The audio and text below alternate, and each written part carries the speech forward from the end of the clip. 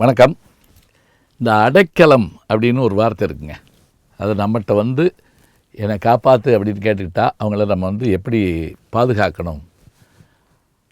அடைக்கலம் நீ என்று அப்படின்னு ஒரு வார்த்தை சொல்லுவோம். உன்கையில் பிள்ளை உனக்கே அடைக்கலம் என்று மாணிக்கவாசகர் சொல்வார். இப்போ அடைக்கலமான வந்த பொருளை எப்படிலாம் காப்பாற்றணும். ராமாயணத்தில் தன்னுடைய அண்ணன் செய்கையை பிடிக்காம விபீஷணன் ராவணனுடைய செய்கையை பிடிக்காமல் ராமரோடு சேர்ந்துக்கிற வர்றா. அப்போ கூட இருக்கக்கூடிய சுக்ரீவன், அங்கதன், மற்ற எல்லாரும் வேண்டாம், அவன் அரக்கனுடைய தம்பி, சேர்க்கக்கூடாது அப்படிங்கிறாங்க. அப்போ ராமர் என்ன பண்ணார், அனுமனை பார்த்தார்.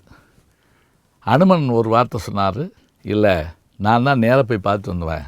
அப்படி பார்த்துட்டு வந்தபோது இவருடைய குணத்தை நான் தெரிஞ்சுக்கிட்டேன். தூது வந்த என்னை கொல்லலாம் என்று ராவணன் முயன்ற போது தூதுவனை கொல்லக்கூடாதுன்னு தடுத்த நல்லவர் இவர் தான். இவருடைய மகள் திரிசடை தான் சீதைக்கு உதவியாக இருக்கிறாள். ஆகவே சேர்த்து கொள்ளலாம். உடனே ராமர் தன்னுடைய படை வீரர்களை, சுக்ரீவனை, மற்றவர்களெல்லாம் பார்த்து ஒரு வார்த்தை சொன்னாராம்.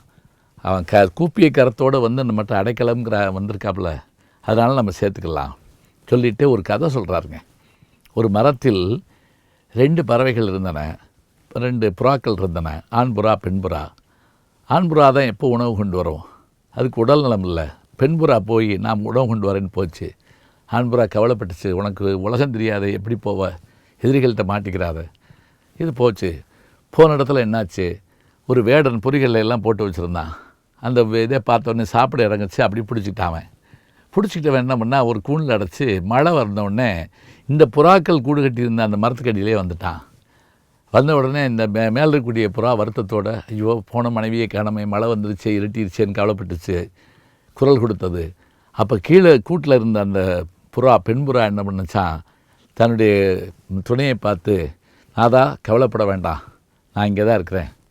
இந்த வேடன் என்னை பிடிச்சிட்டான், இருந்தாலும் பரவாயில்ல, நம்ம வீட்டுக்கு வந்திருக்கிறான் அடைக்கலமா, அவனை நம்ம பாதுகாக்கணும், ஏதாவது செய்யுங்க. உடனே அந்த ஆண்புறா கீழே அந்த வேடனை பார்த்து, நீ பிடிச்சி வச்சுருக்கிறது என்னுடைய மனைவி தான், இருந்தாலும் எங்கள் வீட்டுக்கு அடைக்கலமா வந்துட்ட, கவலைப்படாதுன்னு சொல்லி எங்கேருந்தோ போய் நெருப்பு குச்சிகளை கொண்டு நெருப்பை மூட்டி அவனை குளிர்காய வச்சு, நீ பசியோடு இருப்பில்ல அப்படின்னு அந்த நெருப்பில் வந்துச்சாங்க. அப்படியே வேடன் விதிர்வித்து போனானா. இப்படி தன்னுடைய ஆண் துணை விழுந்த உடனே அந்த பெண் புறாவை என்ன பண்ணிச்சான், கூட்டை விட்டு தப்பிச்சு அதுவும் அதுக்குள்ளே விழுந்துச்சான். என்னையும் சாப்பிடு, உனக்கு உணவுக்கு சரியாக இருக்கும். இது ரெண்டையும் பார்த்தோன்னே வேடன் நடுங்கி போனானா. இந்த இணையான புறாக்களுக்கு இருக்கக்கூடிய விருந்தோம்பல் பண்பு இந்த உலகத்தில் யாருக்கு இருக்கும் என்று அவன் வியந்து அவனும் இந்த தீயில் விழுந்து மாண்டான் அப்படின்னு நம்ம படிக்கிறோம். அப்படிங்கிற செய்தியை ராமன் அடைக்கலமாக வந்தவர்களை நாம் பாதுகாக்க வேண்டியது எவ்வளவு முக்கியமானது என்பதை நாம் புரிந்து கொள்ள வேண்டும்னு இந்த பாட்டில் சொல்கிறாருங்க. இது ராமாயணத்தில் வரக்கூடிய பாடல். பேடையை பிடித்து தன்னை பிடிக்க அடைந்த பேதை வேடனுக்கு உதவி செய்து விறகிடை வெந்தி மூட்டி பாருது பசியை நோக்கி தன்னுடல் கொடுத்த பைம்புள் வீடு பெற்றுயர்ந்த காதை வேதத்தின் விளிமிதன்றோ.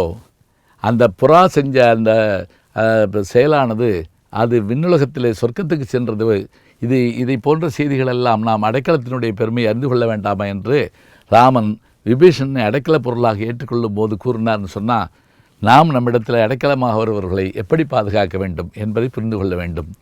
நல்ல சிந்தனைகளை நாளும் சிந்திப்போம். நாளை சந்திப்போம்.